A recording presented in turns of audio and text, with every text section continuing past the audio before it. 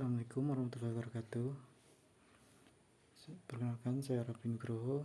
Saya akan menjelaskan tentang pengelolaan limbah B3.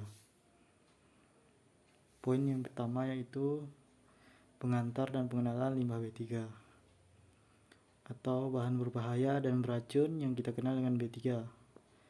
Merupakan zat energi dan komponen lain karena sifat konsentrasi atau jumlahnya baik secara langsung maupun tidak langsung dapat mencemarkan atau merusak lingkungan hidup dan membahayakan lingkungan hidup, kesehatan, serta kelangsungan hidup manusia dan makhluk hidup lainnya. Yang kedua, peraturan pengelolaan limbah B3.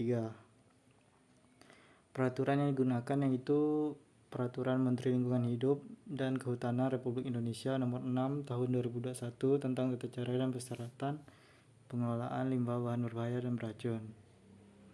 Yang ketiga yaitu identifikasi dan klasifikasi limbah B3. Untuk mengidentifikasi limbah B3 harus berdasarkan karakteristiknya. Yang pertama yaitu mudah meledak, mudah menyala, reaktif, infeksius, korosif, dan beracun. Dan poin keempat, penetapan limbah B3. Yang pertama itu limbah B3 dari sumber spesifik umum. Ini limbah yang B3 yang berasal dari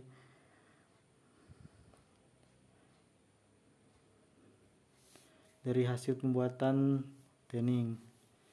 Yang kedua, limbah B3 dari sumber spesifik khusus. Ini limbah B3 yang contohnya itu adalah fly ash.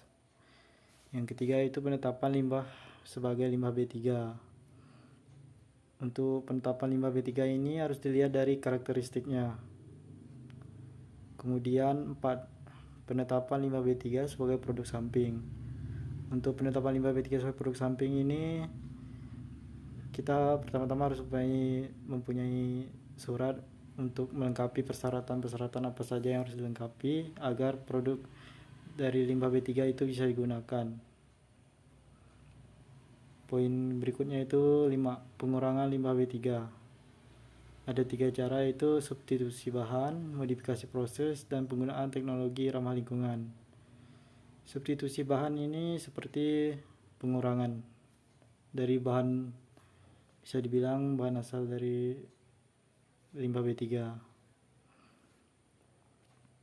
Untuk modifikasi proses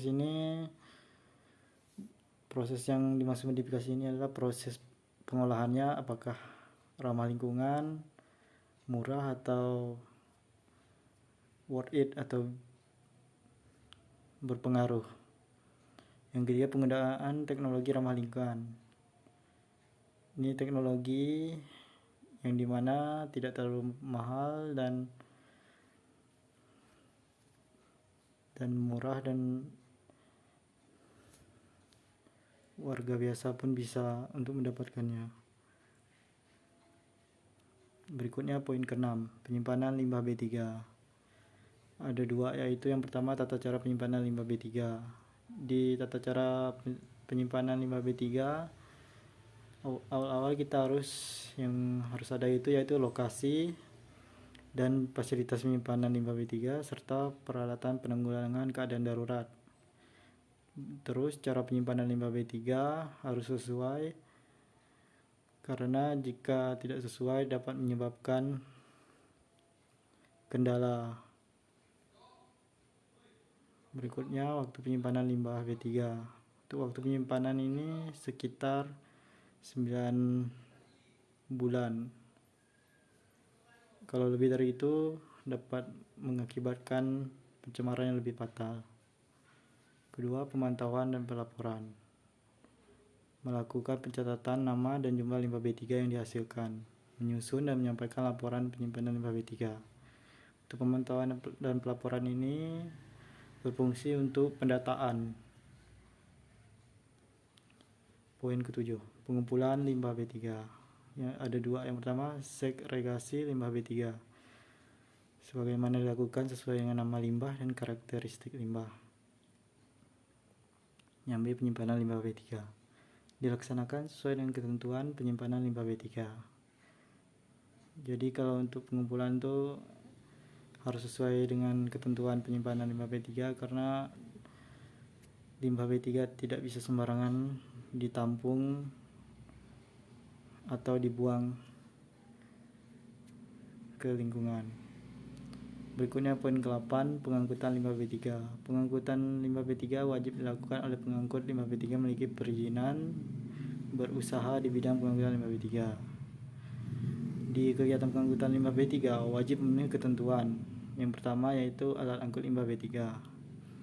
Untuk kategori 1 harus tertutup dan terbuka. Untuk kategori 2, alat angkut ini meliputi angkutan jalan, perkereta-apian, angkutan laut, sungai, danau, dan penyeberangan dengan spesifikasi umum dan khusus.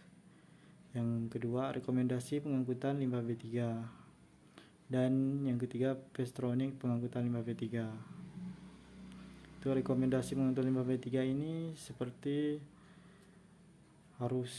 rekomendasi ini harus menggunakan angkutan apa dan limbahnya ini limbah apa.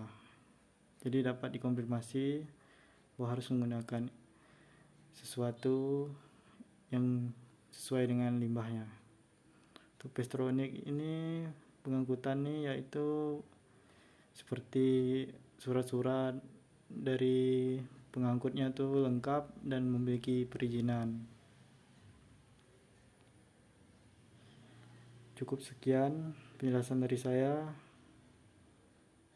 Jika ada kata-kata yang kurang, mohon dimaafkan karena kekurangan ketidaktahuan dari saya sendiri. Sekian dan terima kasih.